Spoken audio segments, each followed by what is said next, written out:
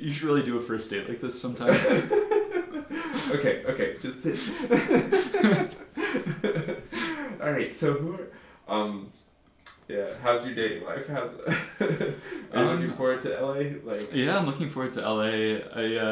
I've heard it's more difficult to connect with people there, just because everybody who moves there is focused specifically on their career, whether they're an Instagram influencer, whether they're in tech, whether they're trying to get into acting.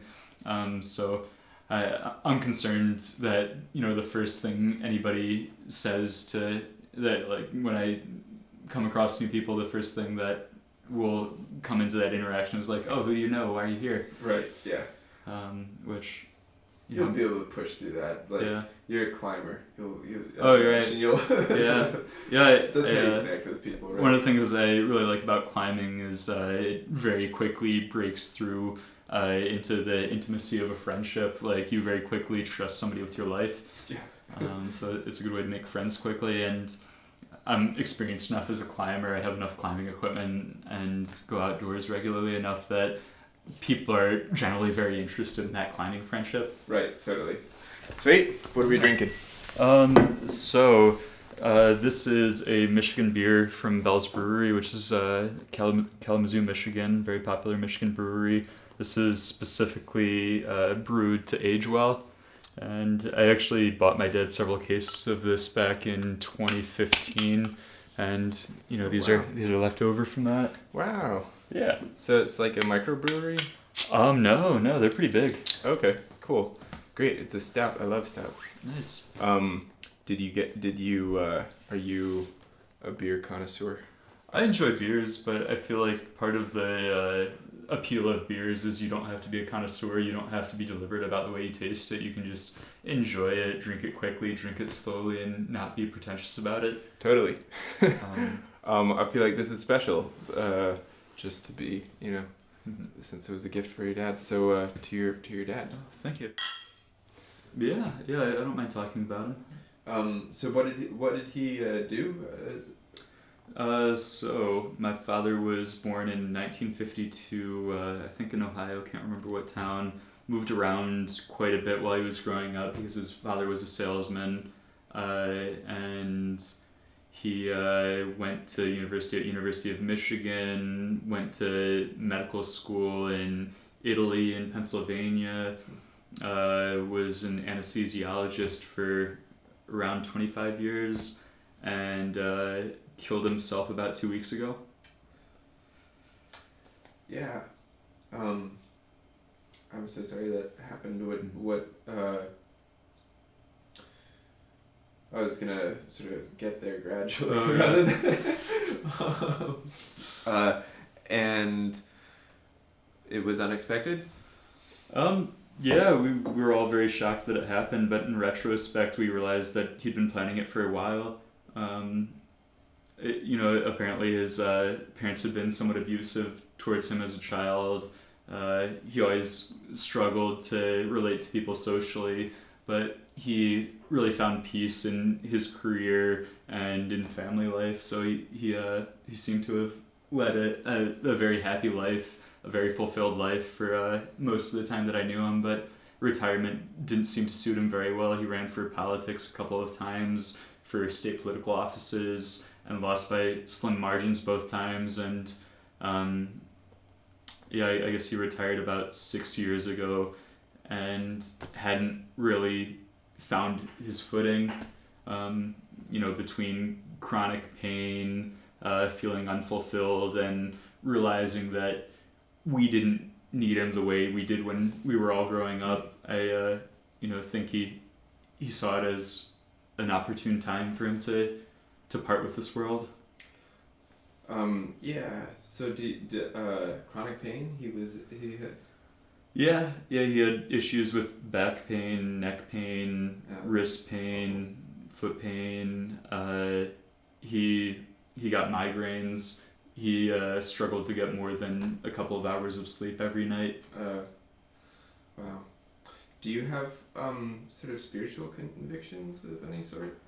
No, I see myself as an atheist. Having said that, though, I do feel connected to people, and I feel an obligation to have a positive impact on the people around me. Yeah, I guess I ask because I feel like that's part of how a lot of people kind of keep sort of the spirit of people around. Yeah, you seem to be doing really well. I'm at peace with it. My family all understands why he did what he did, and we respect his right to do that. It just growing up, it wasn't ever something that I would have considered as a possibility, but apparently in the U.S., 1 in 60 people commit suicide.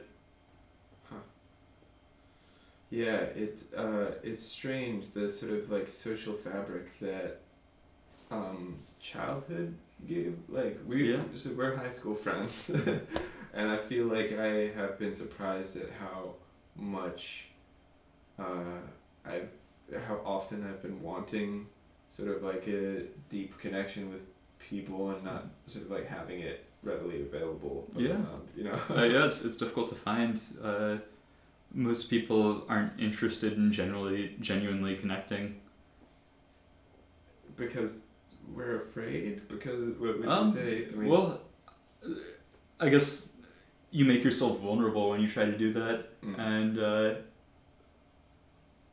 nobody wants to put themselves out there and be pushed away. Right. So I think that's part of it. It also, it's difficult to do if you don't know people. So if you've just met somebody within the past month, week, day, it's difficult to immediately jump to a profound connection. Yeah. It takes time, definitely. And there's sort of like a nice structure, I guess, in like school settings for just like repeated. Yeah, or having grown up nearby each other, you just have that historical connection that makes it easier to build off. Do you think your dad was sort of socially isolated, or? Yeah, I'd say so. He struggled to connect with people socially. He didn't have very many close friends. And I feel like once he retired, once he was no longer working 50 hours a week, he struggled to feel fulfilled.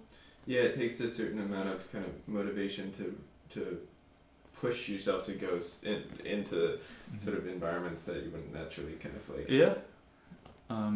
Particularly if you're 60 years old and haven't had to do that in 40 years. Yeah.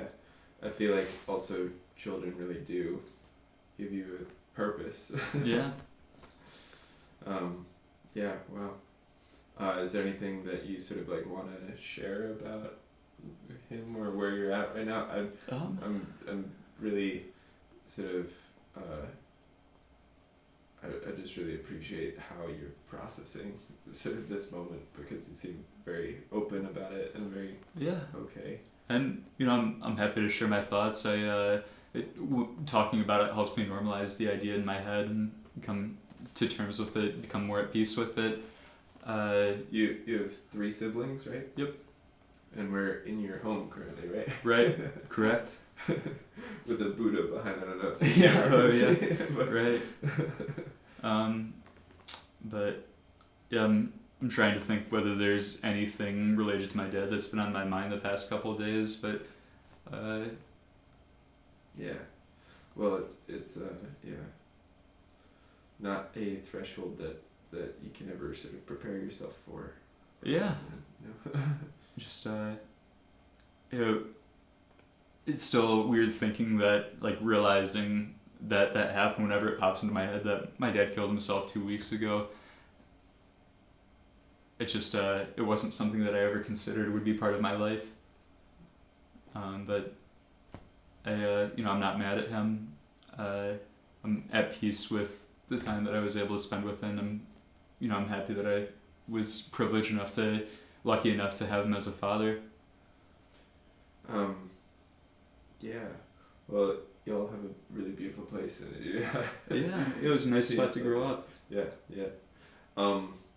What was his sort of political leaning, since that's what our conversation has been? Yeah, So when he ran for political office, it was on the Republican ticket, but I see him as more of a libertarian. But he's voted for both parties.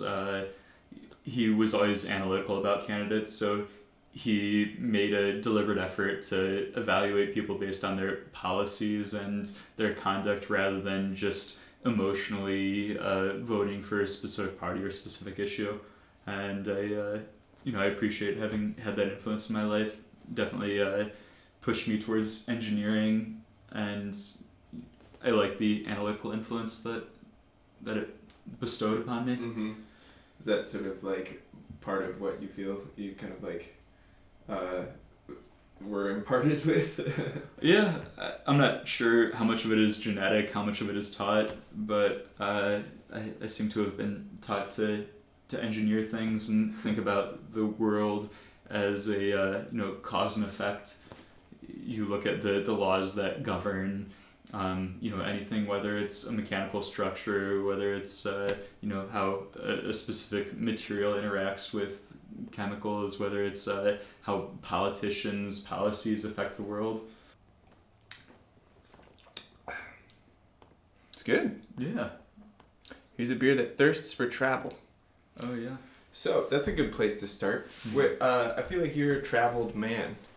Yeah, I've traveled around a decent bit. I guess a lot of it happened while I was living in Germany, and part of why I wanted to live in Germany for a while was to enable travel around Europe, around the world. It's very centrally located, so it's relatively inexpensive to hop around. Totally.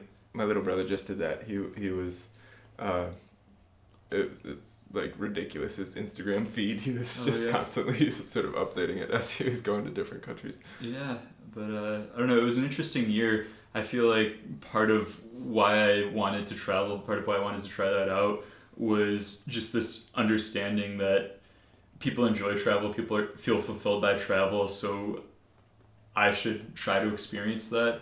And I feel like I ended up becoming disillusioned by it. Really? Yeah. Say more. You felt like a tourist, or you felt like you just sort of were passing through things more than really? I guess in general, I don't really enjoy the touristy parts of cities, so if I'm just visiting someplace for the weekend, it feels very superficial. I'd prefer to be in a city that I know well, that I'm established in, where I know where interesting things are happening, and that's not really something that's possible if you're visiting a city you're unfamiliar with just for a weekend. Totally.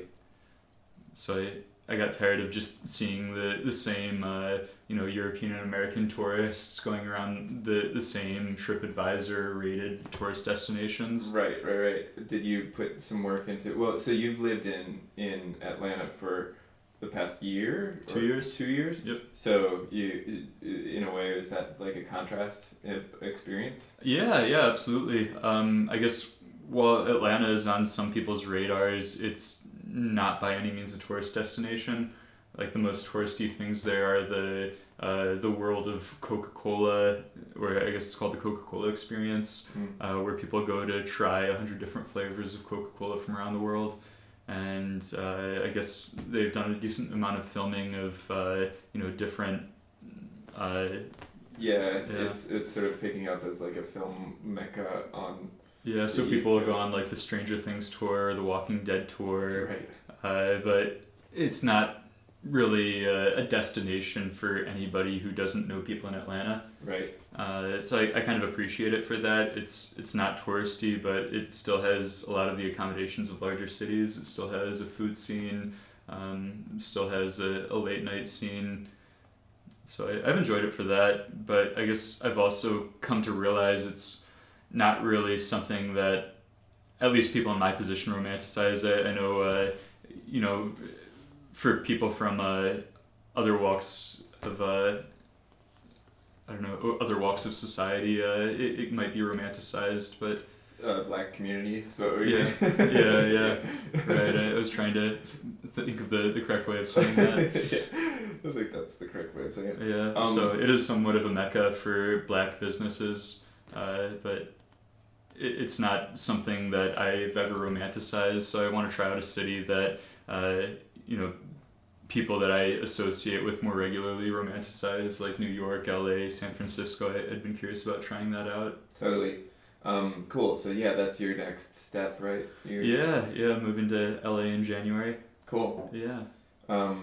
Yeah, well, I've kind of, I have the sort of reverse sort of trajectory where I'm trying to, like, I don't know, I seek out places that feel like there's economic disparity, and unfortunately, that's very easy to find Yeah. everywhere. But, you know, like stuff like this, that I guess my goal is to sort of try and connect people, and sit down and have conversations with people, but also sort of like forge sort of conversation, or have conversation that wouldn't otherwise happen without a camera present or something. But yeah, it's a nice way to break through that activation energy of having profound conversations, I guess. just, you know, with the potential of an audience, which will Right. ultimately be we'll like 10 people, but Yeah. so the subject we wanted to sort of work towards, or sort of like suss out, was so what's your we were talking about how you and I think specifically your conversations with your father pushed like intellectual sort of like justifications for Trump, and like put sort of like this current phenomenon in either a more kind of I don't know, you just seemed like you were more interested in the conversations of people who were smart, or yeah, absolutely. So I guess nowadays you see so much repulsion against Trump, because he's a very divisive figure. He doesn't speak well. He's kind of repulsive, not remotely polished. So I had this visceral hatred of Trump. And it was interesting speaking to my father, family friends who had voted for Trump, who were very intelligent people, very well-educated people, who supported Trump's policies, or at least supported them over the alternative candidates. So it was kind of eye-opening, getting a better understanding of what. And what were some of the arguments? Like, what were some of the conversations you had?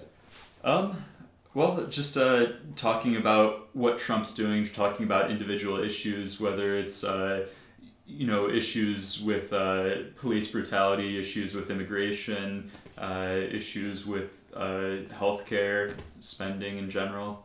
I mean, like, I've definitely had some moments where it feels like, yeah, there should be some crossover conversation. You know, it's not so. I mean, he's clearly the person in power right now, and like what that actually means and how that plays out is sort of like a conversation that I'm still kind of confused by. Like, how much is he more responsible for police brutality, or is he, like, how much is his symbol, like a really powerful beacon for people with particular ideology. But I forget what the next thought was gonna be, but yeah, just that, like, he, I appreciate that he actually has taken some moves to de-escalate some like international war sort of situations, though most recently it seems like that's not the case. I'm really intrigued by Trump's approach to diplomacy, because he came in pitching himself as a businessman who was good at making deals, and I've come to realize that that's at odds with the conventional approach to being diplomatic internationally. Basically, within businesses, he's always focused on getting the best deals, which part of that seems to be being unpredictable. If people aren't sure what you're going to do, or whether you're going to make destructive decisions, they're more likely to give you space and give you a better deal just so that they can get past it. Right. And Trump seems to play that card internationally. He tries to be unpredictable. He seems to let other world leaders think that he might make decisions that are destructive for the U.S. just in order to help him make a deal. Like, Right. It would be terrible for us to get into a nuclear war, to launch, really any major, intercontinental missile on another country. But Kim Jong-un, right? Is that the current leader? Yeah, that sounds right. Just that whole phenomenon, right? If that's what you're referring to. But it seems like a number of leaders throughout the world are legitimately worried that Trump would initiate or escalate an international conflict with them. That's not something that anybody seemed to worry about with Barack Obama. They knew that he would make calculated decisions. Do you feel like that's a tactic that's effective? Because they definitely see sort of like the power as sort of like a power move, but I see it as a power move of sort of like when you are powerless. Well, I think it's effective in the short term, but long-term diplomacy requires reliability, predictability, and he's made a point of being unreliable and unpredictable. So that seems to be a good card to play for making deals that benefit you in the short term. But if you want people to see you as, a stone, as something that is going to be consistent, it's not a tactic that seems like it would be very beneficial. Yeah, it seems. Well, I'm hoping that it just guarantees he's out. What do you think about this impeachment stuff that's happening? Do you think he's going to be impeached? Do you think that, like, well, and maybe so that's not what you just to clarify, impeachment and removal from office are two different things, right, which a lot of people don't understand. So impeachment is just the initiation of the proceedings, right, and I think it's very unlikely that those proceedings will be initiated, because I think the Democrats are intent on tarnishing Trump's name, which I'm all right with that. Right. But he's done it for himself too. But yeah. But you feel like the actual power to remove him is not necessarily there. Well, you need votes to remove him. Right. So I don't think the votes are there. Right. Yeah. Yeah, a big question I have about Trump is how deliberate his moves are, because it seems like certain themes are consistent, but I'm curious whether he plans out some of these things in advance. The tweets are obviously impulsive, but let's see, I'm trying to think of a good example. But going from one issue to the next, are his actions consistent with one another? Right. Well, yeah, we mentioned this yesterday briefly, but like in my view, there's sort of a kind of pretty historic societal structure, economic structure that's based on race that basically pulled Trump's votes, right? Mm-hmm. And I mean, like in my mind, that is the one sort of like consistent kind of rule-bound kind of like direction that he's following, is just sort of like this capitalist system that we have that values people's lives differently and values different, professions differently, mm-hmm. in a way that like, because he's had infinite amount of money, he's been able to navigate as a quote businessman, but really just sort of like someone who's been allowed to fail. Yeah. No matter how many times he wants to. Right. Feel like he's honing something. Yeah. Yeah. I guess that brings me to another curiosity about him. How competent of a businessman is he? Because he has succeeded. He's obviously had plenty of failures along the way too, but it takes more than just privilege to succeed in real estate businesses like what he's done. So I'm curious how savvy he actually is. I don't think very much. What I dislike so much is that he's gotten so much attention. I mean, it doesn't seem like the stories I've heard. I mean, granted, everybody has different sort of media sort of like input, but it seems like he's had a lot of pretty problematic kind of like funneling of money through some of these sort of like philanthropic organizations or whatever. But yeah, there was just that issue recently of a court ordering him to pay $2 million to a charity because one of his charitable foundations hosted a fundraiser for him while he was running for office.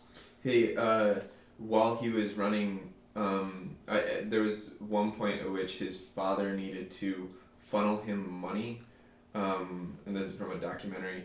And so what he did was he just went to, in order for it to be not taxed or something, he basically went to one of Trump's casinos, purchased a whole bunch of like chips, and then lost in order to just give Trump money. Yeah, sounds about right. Which is, yeah, I mean, like, I suppose that's a pretty American story, right? Yeah. But But it's definitely kind of disgusting how hard he's worked to not pay taxes. yeah, and now he's the president. Yeah.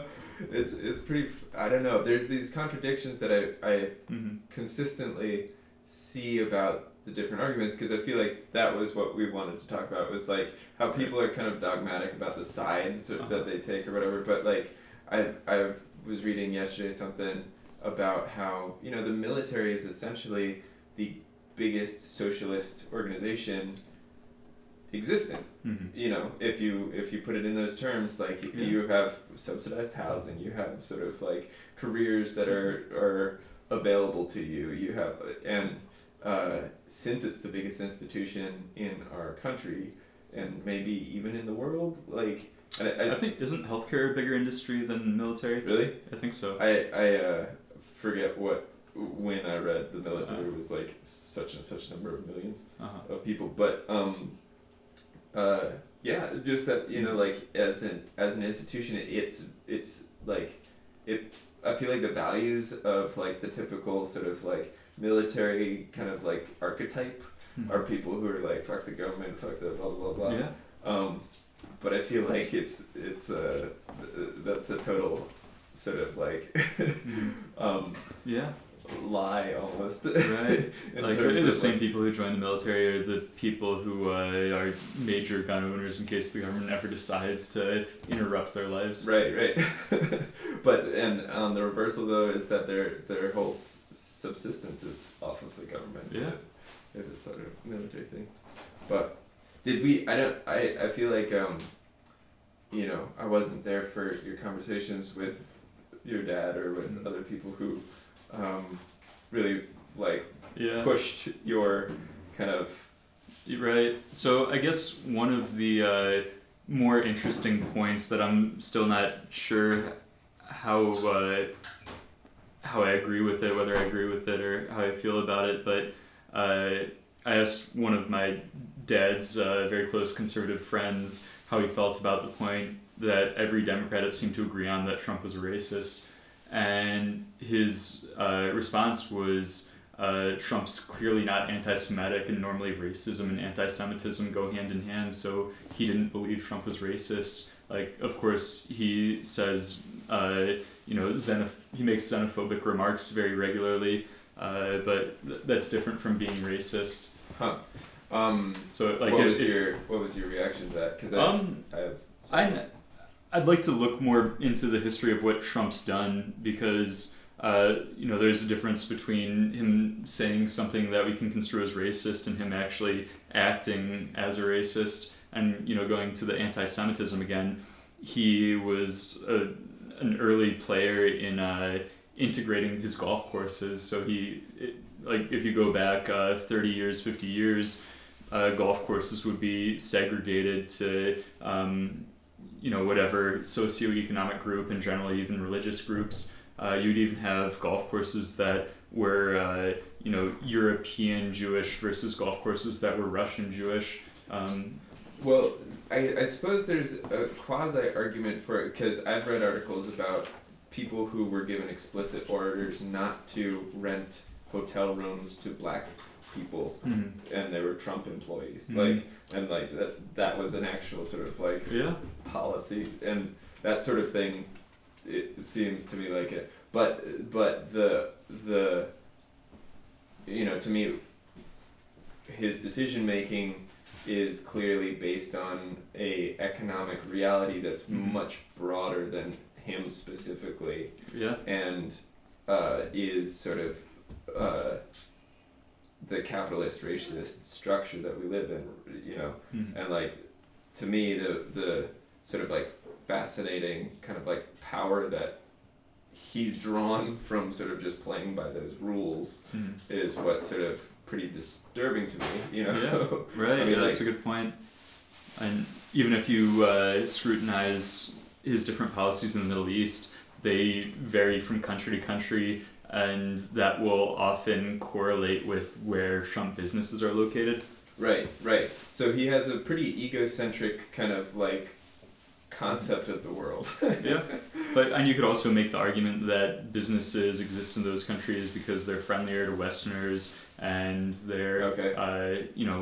less of a risk because of political activity there. So it could be that his choices to open up hotels in those countries are just correlated with the underlying risks that also are unanalyzed when you're making policy in those countries. Right. So the sort of thing that I'm inspired by on the progressive left is just a push against sort of like this world domination phenomenon Mm-hmm. that seems to be true in colonized spaces, right?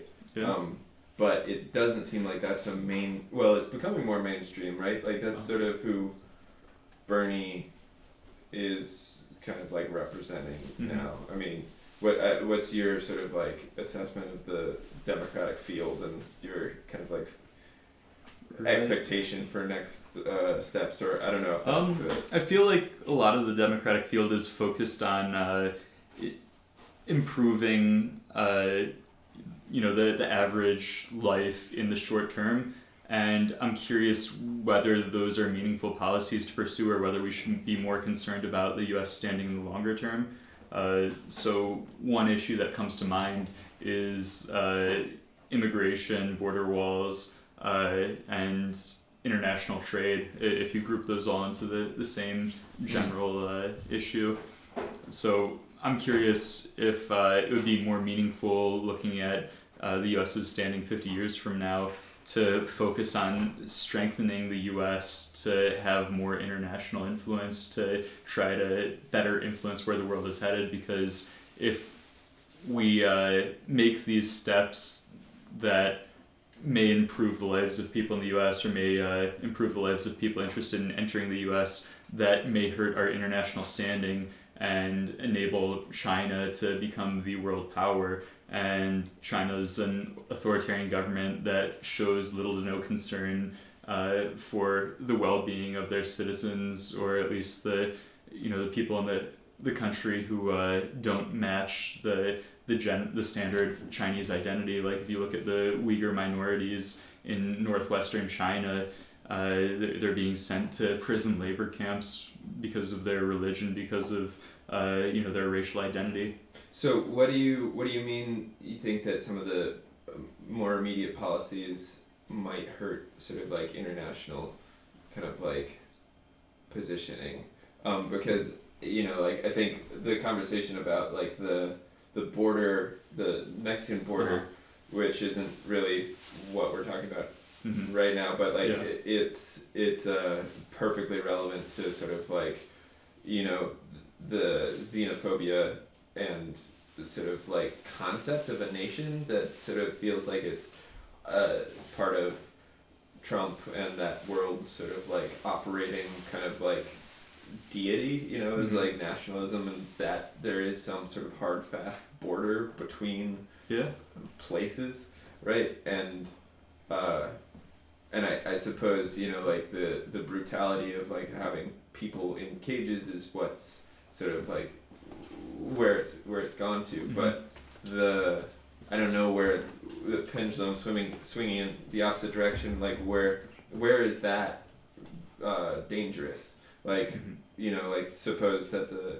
camps were closed and everybody like the sort of like idea of a more open border just between Mexico and America, like is that sort of like it somehow weaken the idea of a powerful nation state? Well, opening your borders like that starts to divert funding, tax money that could be utilized elsewhere. So, if I guess just to clarify before we get into that, the people that are being kept in cages are people trying to cross the border who are waiting to have their cases heard. And we don't have the resources to hear the cases immediately. So, from my understanding, people have the option to turn around or to wait in these temporary holding facilities that, granted, they may be held in there for years before they're able to be heard. But when people come to the border, they have those options. They can turn around or they can stay in these temporary holding facilities until their case is heard. So I don't see that we have an option to just let them into the country, because then you just end up with an unfettered flow of people that we now have to support with our public infrastructure. So that's where people's anxiety is born from. Is like people think that illegal sort of like entry into the nation sort of like are pulling down their tax dollars, more or less, right? Yeah, I suppose so, because if you have immigrants entering the country, we have to educate them, we have to police their neighborhoods. They do use resources, and they may end up on public assistance, like the food stamp program. So then that brings us to the conversation of like income inequality, though, like, right? Because 3 people have the same wealth as like 50% of Americans or something like that. Or well, should we make an effort to address income inequality in citizens who are already here first before we start to allow entry to well, it seems to me like it's neither a either or for addressing it. You know, it needs to be addressed, but the sort of like argument against things seems to put a pretty big blind. The big blind spot over here is that like the weight on our resources is so much more these hoarders, than it is like somebody sort of like coming in and So I guess that brings up something else I'm curious about. If you look back 100 years at the different monopolies that popped up, like in steel with Andrew Carnegie, and who was the big oil figure? Rockefeller and Morgan, he was banks, right? Yeah. So these enormous monopolies or oligopolies popped up, and the government stepped in and intervened and broke up these monopolies. So is that going to happen with these enormous multinational corporations like Amazon, Google, Facebook? Is the government going to step in and regulate these? And how, right? Like, right. Suppose that like Amazon was, because I wasn't sure where our conversation was going, so I hope this is fun conversation for you. Yeah. But like the idea of localizing the Amazon structure so that like basically the people who are working in Amazon facilities also are getting much more of the sort of like revenue or whatever, like is that possible? Is that the way that it happens? Like what? So I guess I don't know. I'm curious if the government could penalize companies that have a lot of worker turnover. So I've heard Amazon's a horrible company to work at, whether you're in the warehouses, whether you're doing programming for them, whether you're an executive, and they offer so many jobs that they can afford that. They can have this turnover. Right. So I wonder if the government could step in and say, you treat your workers poorly. We know this because nobody keeps a job there longer than 6 months. Right. Yeah, because the unionizing is sort of like, there's so many, the right essentially has been against unions for decades, and it sort of weakened the labor sort of like structure, but that seems like it's actually the people on the ground, like the workers, Yeah. like gaining some form of power, Right. and that doesn't seem to be. I mean, we're actually, I think, kind of in a moment where it's happening more than really sort of like ever in the past 30, 40 years at least. But it doesn't feel like there's a sort of like growing sort of like movement around it or anything. Yeah. I don't know. Yeah, and it's definitely an issue that I'm conflicted with in my head. The reason the right generally opposes unions is by protecting the job security of these workers that disincentivizes quality work. So right, yeah, there's more, there's nuance to sort of like specific kind of but yeah, I remember having a conversation with Nate actually about how the welding industry in Delaware was highly unionized, and basically, you know, they could shut down projects because if enough sort of like non-union welders were taking part, like all of the union welders would leave. Or I don't know if it was all specific to welding, but and he was so sort of like flustered with that fact, and then he shared with me that just sort of like as a side caveat, he's like, but you know, like of the injuries that happened on site, 70% of them were non-union welders, and 90% of the welders are unionized. So like like this immediate sort of like illustration of the difference in value of like, okay, if you're in the union, you get well trained, you're protected, your site is sort of like inspect or whatever it is, you know. And like I thought that was really sort of like a clear sort of illustration. Right. Yeah, and unions have fought for a lot of luxuries that we take for granted, like the 5-day work week, the 40-hour work week.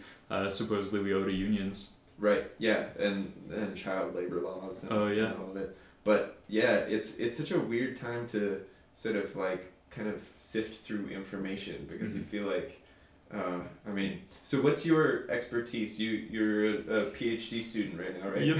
Yeah, I'm a bioengineering PhD candidate. And I work at the intersection of a few different technical disciplines, so obviously biology, but I've also integrated material science engineering, electrical engineering, I guess a tiny bit of mechanical engineering into my project, and I see my specialization as I guess I'm a specialist in technical diversity. So for a layman, like, is there sort of something you can give me to grasp what that means? Yeah, basically, I learn a superficial amount about various disciplines. I find them interesting. I like being able to explain how the world works. So I like to learn a little bit about how structures are engineered, a little bit about how materials are designed to fit whatever design constraints. So I like to mesh those disciplines together for interdisciplinary projects. Okay, cool. And you're about to sort of, do you feel like this potential Kickstarter thing is like in line with your work, or is it that's just you having fun? I also enjoy creativity and design. I think honestly that's what I enjoy the most. I like having to confront an issue and work within the confines of a technical box to come up with a novel solution. And I think this Kickstarter that I've been working on fits that general theme. Right, yeah. I feel like there's our society really kind of endorses the type of venture as like creating a thing for people to sort of purchase as like kind of the I mean, I guess we all need to bring home some food and everything. But like, like we embrace new ideas, and it seems like people are encouraged to fund new ideas. We all love to buy things, which you don't see quite as much in other countries. It seems like other people haven't embraced consumerism as much as we have in the U.S. Yeah, well, that's where sort of like the work that I do feels very kind of tangible in a particular way, and also kind of like it touches on something else, which is, you know, that you're just spending time with people, or you're sort of like telling a story or something that sort of feels less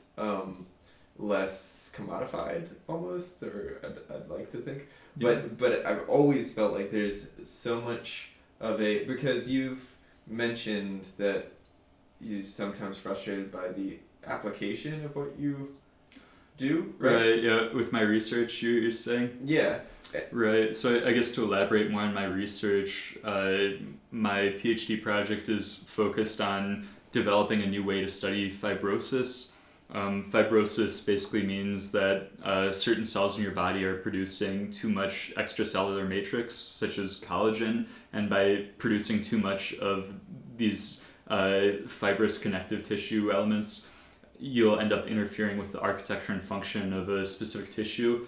So in the lung, for instance, if your cells in your lung are producing too much collagen, too much laminin, elastin, fibronectin, then that'll change the ability of your lung tissue to expand and contract as you breathe, and you'll lose your respiratory capacity.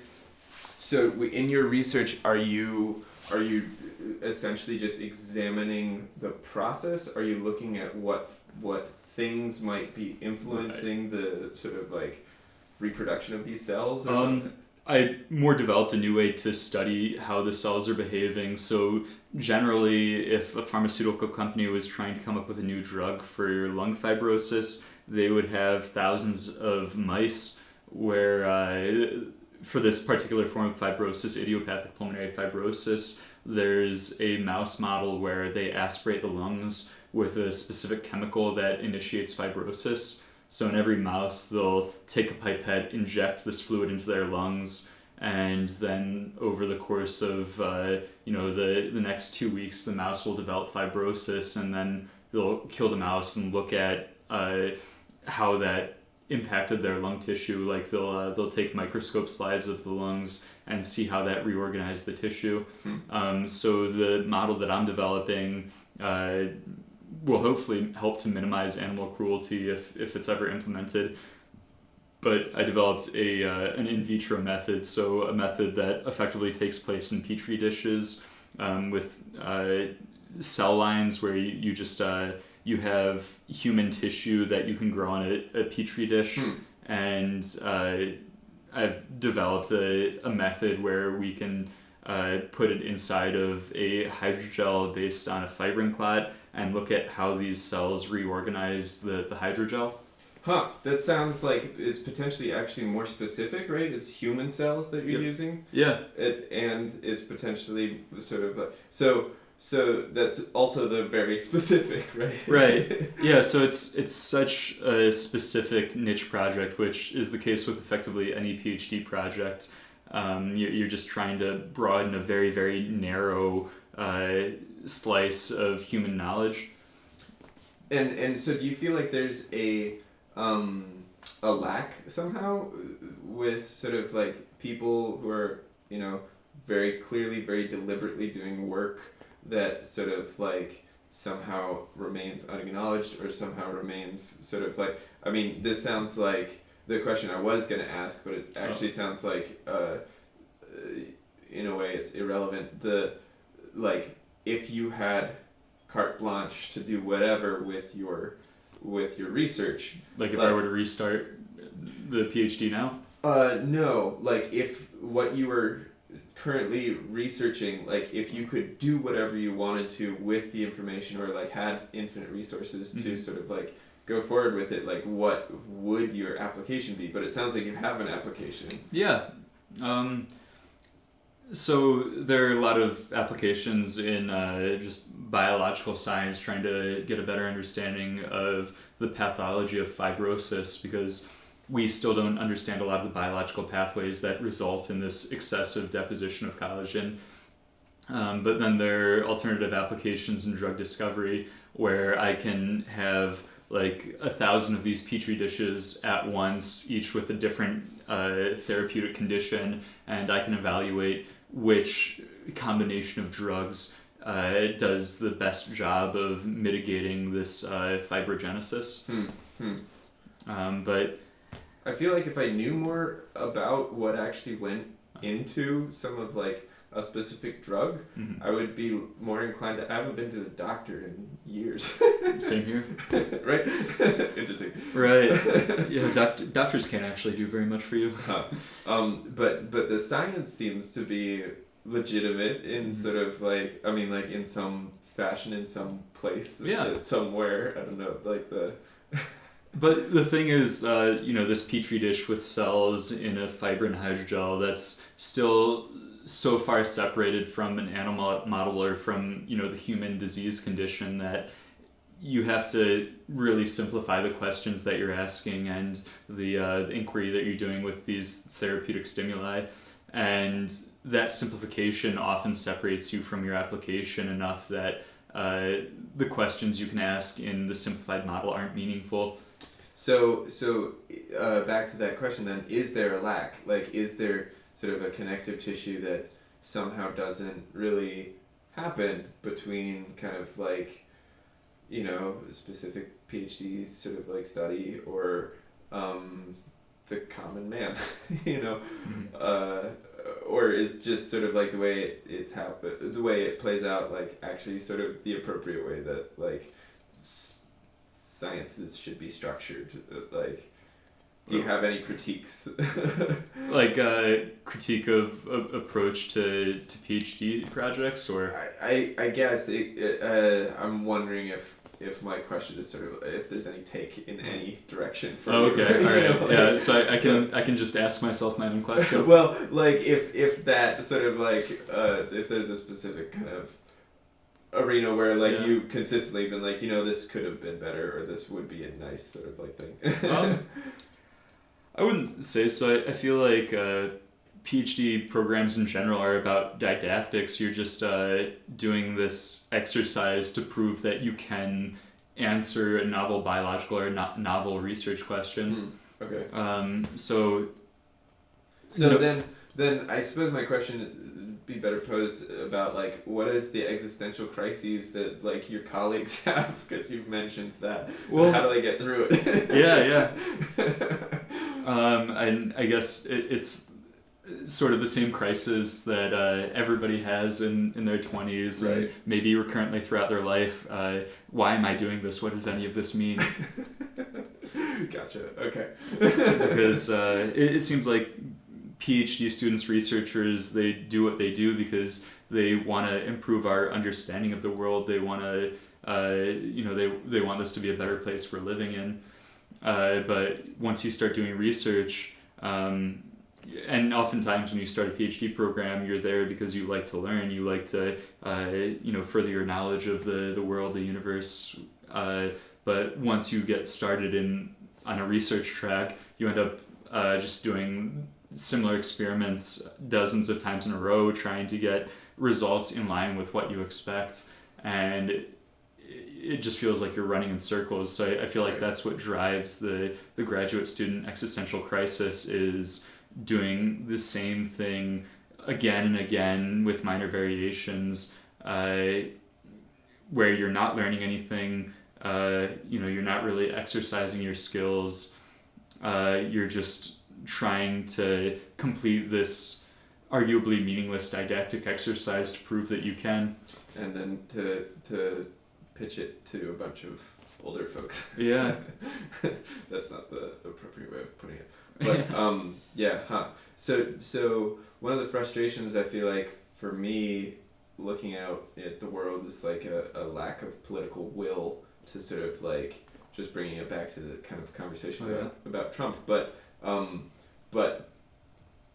pitting that against sort of like the PhD student, like what is sort of why do you feel like kind of super smart people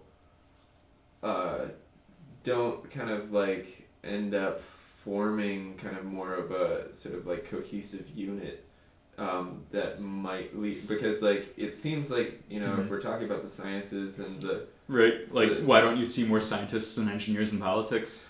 well, that that's a good question, but like also like the hugely frustrating sort of phenomenon of like observing climate change, scientists really being as vocal as possible, you know, when, you know, scientists are doing very specific studies like this, and just sort of like the huge sort of like cultural sort of like inaction, and lack of, I mean, like, right, because maybe the actual change is happening and it just happens slowly and it's not a sort of like broad social phenomenon or something. But so I might be twisting your question a little bit. Please do, but I don't know where the question was. Yeah. But it reminds me of my frustration with, it seems like people are generally disinterested in evidence-based beliefs. And that's why researchers are doing what they do. They like the idea of evidence-based beliefs. They like the idea of you know, an understanding of how things work based on experiments, based on evidence, effectively. Right.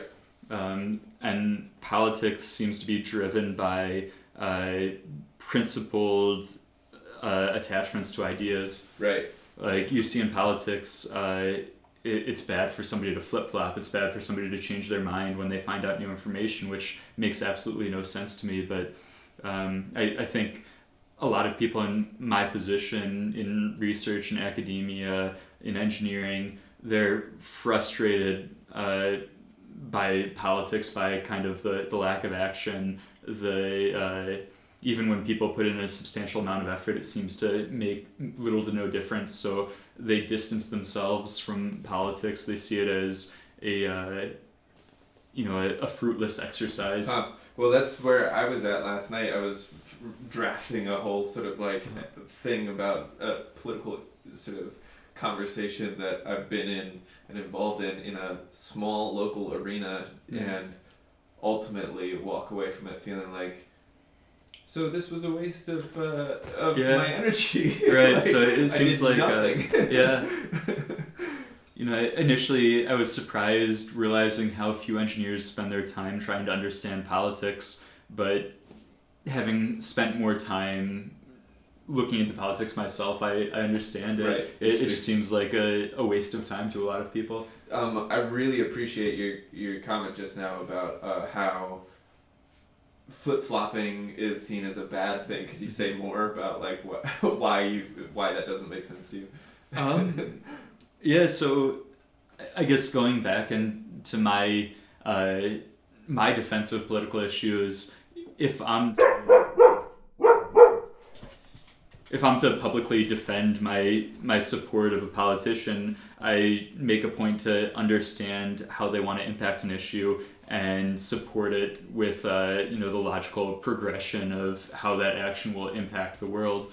And it seems like most people, when they're attached to a politician, they don't make an effort to understand that. So they make their decision to support one politician or another, one party or another, based on their emotional attachment to the idea of their policies rather than the actual implications of the policies. So, do you think Trump is stupid? Because that's a very right, and that was a question that it came up yesterday, and I think that's a very appropriate and like rational approach to politics and sort of like who you support. Yeah. The thing is, like qualifying somebody as stupid is such a vague, it's such a vague descriptor. Sure. So I'd rather address certain aspects of Trump and say he's poorly spoken. He seems to have one of the smallest functional vocabularies of any recent president. He's impulsive. He seems horribly socially unaware.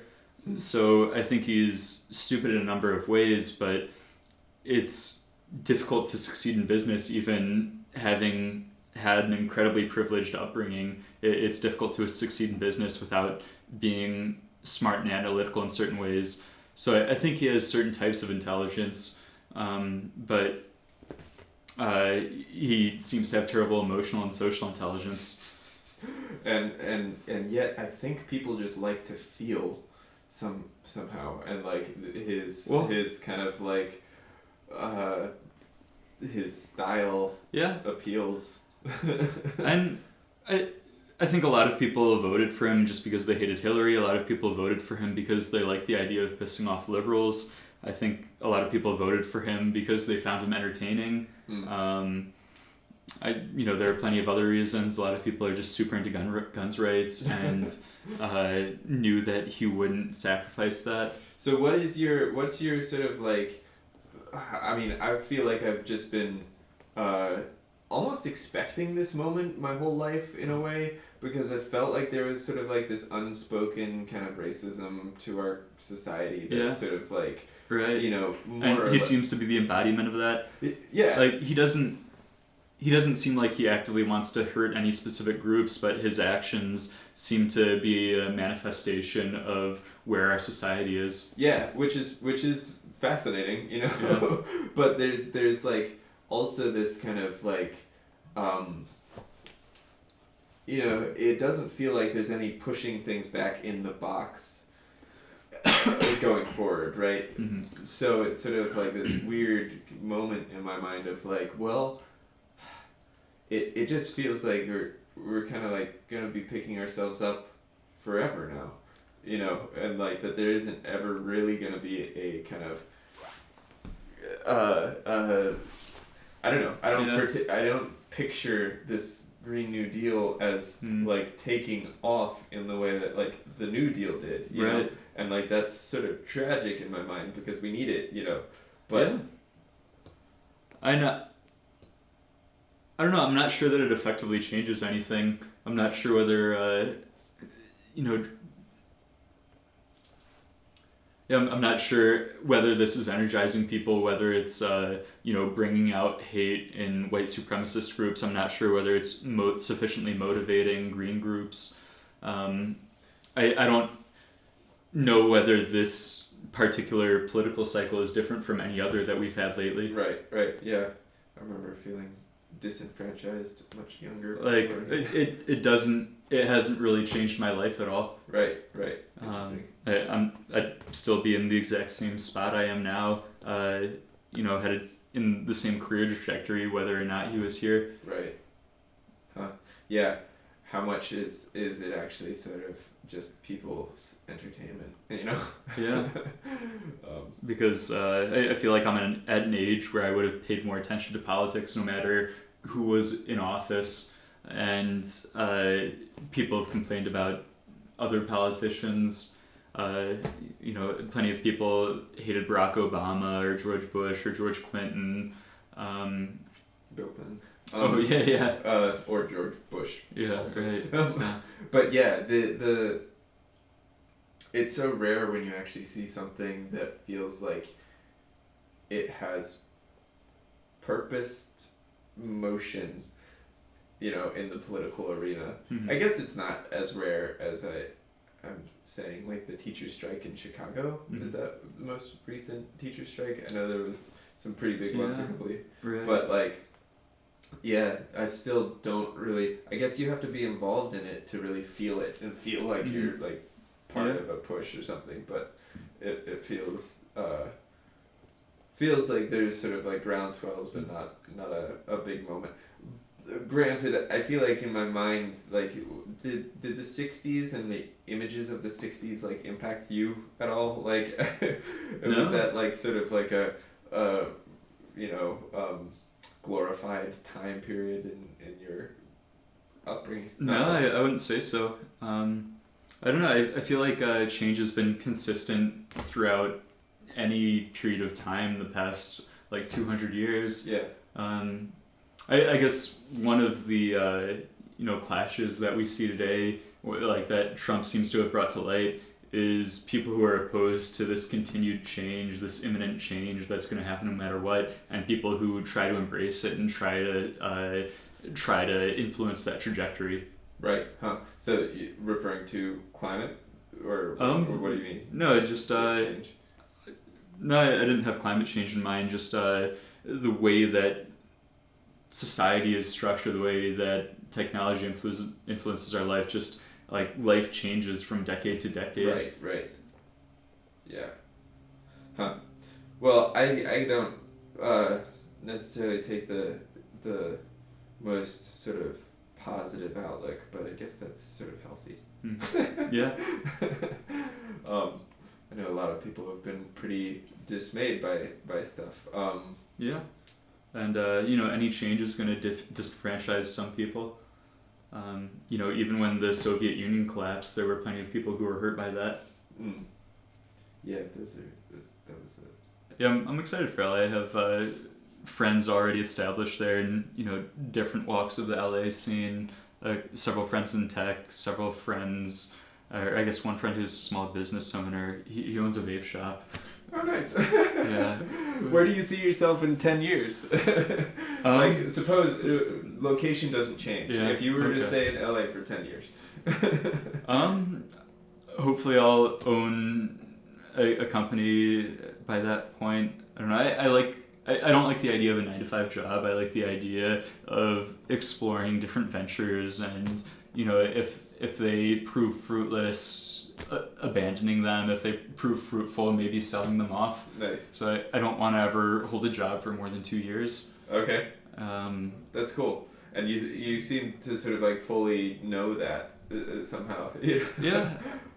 I've realized that I get bored if I spend too much time in the same spot, and I've been trying to embrace it. Cool. Yeah. I feel like there's a standard in my mind of like normalcy that I also kind of avoid, but that I feel like I'm supposed to sort of like measure myself by. Right. And especially in our generation, it feels like there are so many people who can't, who, I mean, the gig economy is half of people's economy now. Right. And it's, I don't know, more dynamic, I guess, in a way, but also kind of sad somehow. It's just happening. Try to embrace it. Yeah. Change isn't a bad thing. Yeah.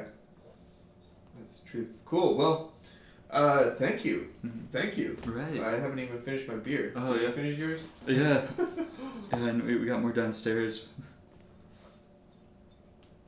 It's a good one. I really like stouts. Do you know how stouts are made? What's the difference? Because it's different. I think they generally have like dairy products. They generally use whey in the brewing. Okay. But I know very little about it, which is funny because the roommate that I live with in Atlanta now likes to brew beer, so I'll have to lean on him and absorb some of that knowledge. Yeah. We'll put a little subtitle. Oh, yeah. Right. This is what your roommate said. Cool. Yeah. All right. Well, thank you. Yeah, pleasure. Good stuff.